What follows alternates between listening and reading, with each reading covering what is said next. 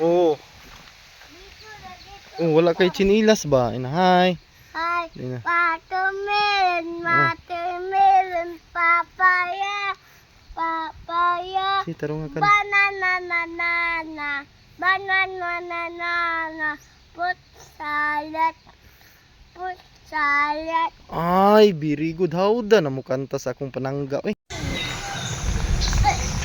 Yan, good morning. Good morning po. Good morning. Magandang araw, magandang tanghali, magandang gabi sa ating mga charity viewers dyan. Ayan, at balik tayo dito sa bahay na ginagawa ko mga babayan. At araw ngayon ng Lunes. Yan, ito na, tinanggal ko na yung mga forma nung hindi natin natanggal nung nakaraang araw. Ngayon tinanggal ko na mga babayan. Yan, tanggal ko na po dito, saka pati dito sa may dulo. Ayan, tanggal po at walang ampaw po babayan. Ayan, at ngayong araw dito kami magluluto, kami mga babayan, maggulay. Ayan, at namili tayo ng munggo saka yung mga ricado. Ayan, sarap kasi yung law pag mga babayan tanghali, sarap yung gulay sa tanghali po. Paborito namin ng gulay. Ayan, kailangan natin tong bukin tong mga mga babayan, mga tie wire na tinali natin dito kasi matulis, magkasugat tayo pag yan. At wala pa yung kasama natin, antayin muna natin mga babayan para makapagpatayo na tayo ng poste ngayon dito. At itong tatlong poste na ito matapos namin ito ngayon, siguro nasa mga hindi siguro po aabot ng kalahating araw matatapos na po ito. Ayan, at pag lahat, intro muna tayo mga kababayan.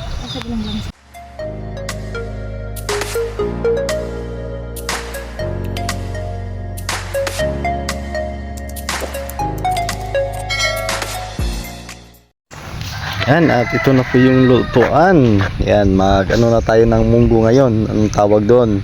Latan, or ano ba sa Tagalog niyan? Yung palambutin. Palambutin muna natin yung munggo kasi matagal yang lumambot. Si John Red. Hi, nak. Hi. TV ko, guys. TV daw siya mga kababayan. Ayan yung ginawa niya. Parang TV daw yan. Ayan. Di lang ka ha, dili magkiat na ka. Naupo. Okay. Ako talang Pagchinilas. Ayan, at kumuha ng kahoy. Ito mga kuan. Ito yung mga lutuin namin mamaya. Ayan. Ito may bigas at may kalabasa, talong at saka karlang, sibuyas dahon. Yan, sarap na po yan. Kaso na yung tuyo namin naiwanan doon sa digos. Ayan, yung panambak natin hindi man pumunta si Bala ngayon, pamangkin ko. Bakit kaya?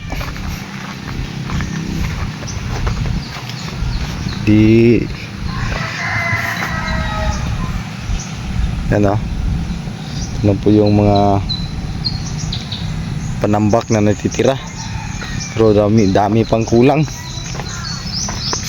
Liit lang ng natambakan. Yan, dito napaka pa dito, napakataas pa. At dito bintaas ng panambak. Ito mga poste. Ayan, kukunan natin ng libil sa girt yan. Ang mga sobra ay puputulin natin kasi mataas po yan, kasi dyan lang po yung flooring kung may dowels. Taas po yan, 3 meters kasi hinati ko yan kasi yung poste natin is 6 meters ang haba nyan, at hinating ko sa gitna, nagiging 3 meters by 3 meters na lang po yung cutting natin. Yan, kailangan pa nating full weld yan, yung nasa ilalim full weld natin yan para Hindi yan tatangayin ng hangin. Yan, kulang pa yan. At inispat-ispat lang dyan. At kulang pa ito ng mga support para magiging mas matibay yung poste natin. Na kumpiyansa po tayo na kahit anong hangin, hindi siya masisira at hindi siya mga kababayan. Kailangan natin yan ng double tawag doon, double na anuhan mga kababayan, yung matibay ba, kasi pag ganito kasi nakapatong lang, kung hindi masyado matibay yung natin, pundasyon sa pagwi-welding, ay may posibilidad yan na maano yan ang hangin. Kailangan natin tibayin at lagyan pa natin to ng top dito, tatapingan pa natin to para itong poste ay makain siya ng halo mga kababayan, makain siya ng buhos at dagdag tibay yun. Yan.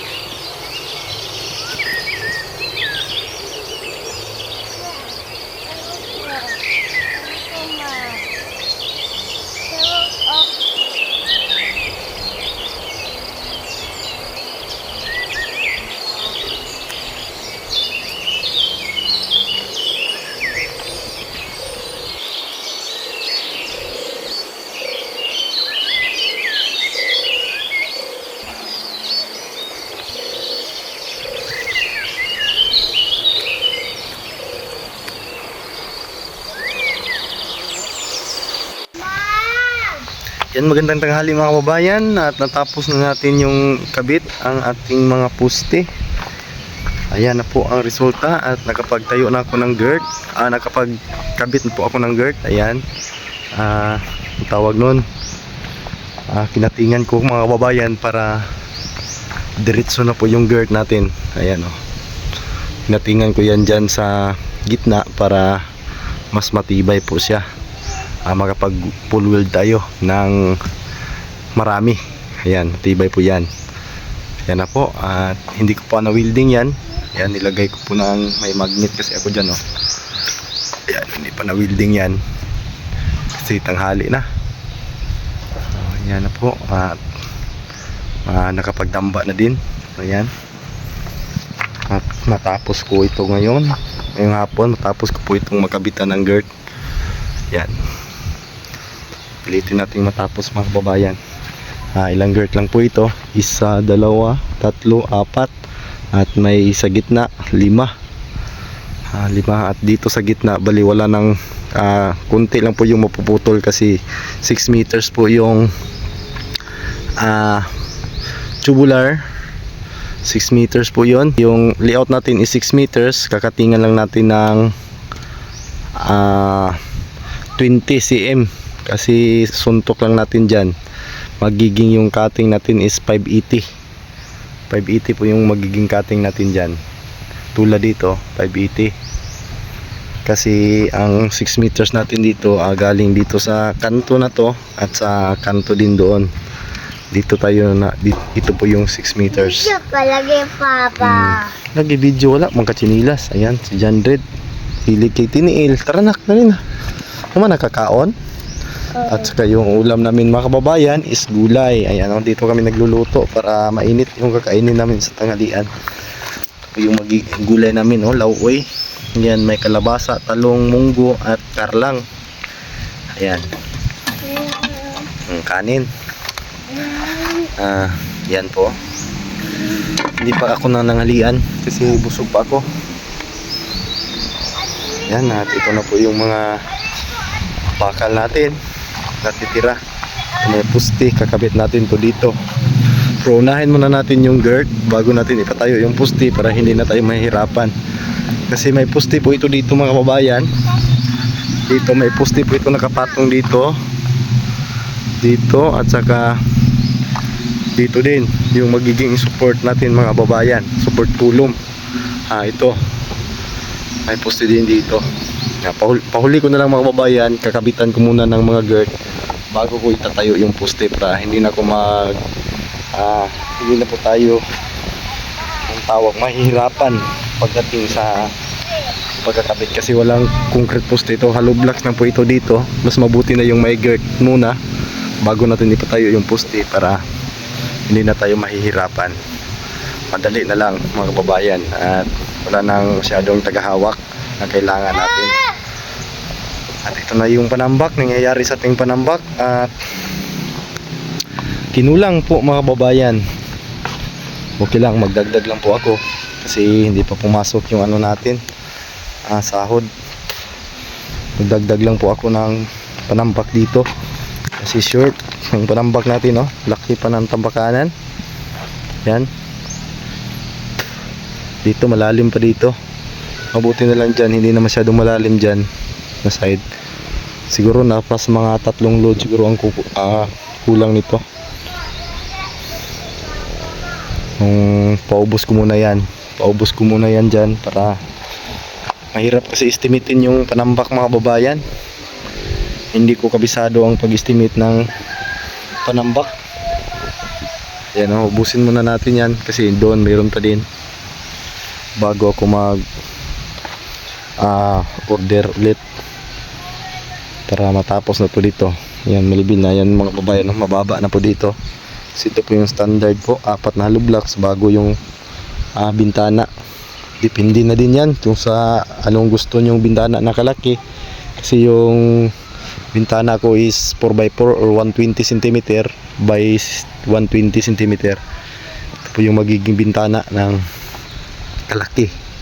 Ganyan kalaki yung mga bintana. Na ano to? 1, 2, 3, 4, 5, 6. Bali 6 na bintana at may mga CR yung mga maliliit at doon sa may lababo mayroon ding bintana doon pero hindi na malaki. Maliit na po siya mga kababayan. Yan na po yung update at abangan nyo lagi yung mga video ko na ginagawa para magiging updated po kayo sa ating ginagawang bahay. Video ko pa. Oo. Video lagi ko. Oh, wala kay chinilas ba? Inahay. Ay, Yun na. watermelon, papaya, papaya, Si tarong ka. banana, fruit salad, Ay, very good. Hawda na mo kanta sa akong panangga, oy. Grabe, hawda na mo kanta sa akong panangga, oy. Ulit chinilas lagi. Pag chinilas ba, kay daghag tunok. Yan.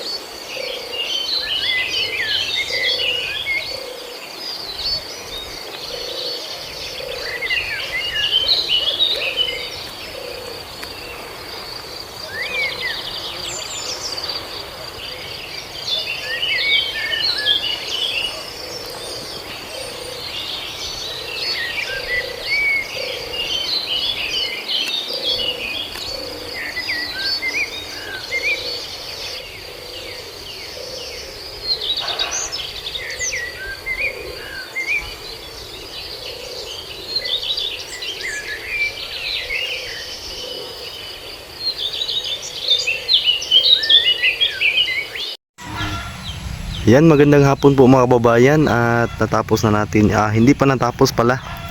Malapit na natapos ng GERT. Ayan na po. Ayan, kulang na lang po yan sa full weld. Ayan. Yan na po. At yung bubong natin ay tataas pa dyan ng kunti sa GERT. Yan kasi isimipatag ko lang po ito mga kababayan. Para hindi masyadong pangit tingnan doon sa may harapan. Ayan. Baka sa makapagbubong tayo ngayong linggo. At isa na lang yung kakabitan ko. Dito na lang na aside mga kababayan dito. Hanggang dyan. Yan, kita nyo yan oh. Lagyan ko pa yan ng poste dyan. Pwede doon sa ano din. Dyan sa may eskwela. May poste din yan. Hanggang doon sa GERT. Ayan, yan lang po yung kulang. At baka makalapit na tayo makapagkabit ng rafter. Pagkabukas makapagkabit tayo. Yan. Ito na po yung forma mga kababayan ng ating bahay. Yan na po.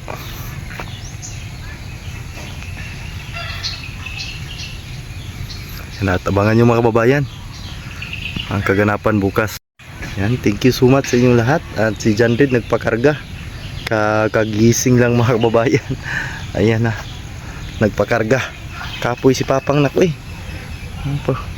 Pagkugos tayo ng panangga. Sumama pa. Nalayas na. Ayan, thank you so much sa ating mga sponsors. Ayan, Sir Paul, thank you din. At sa ating buong PB team.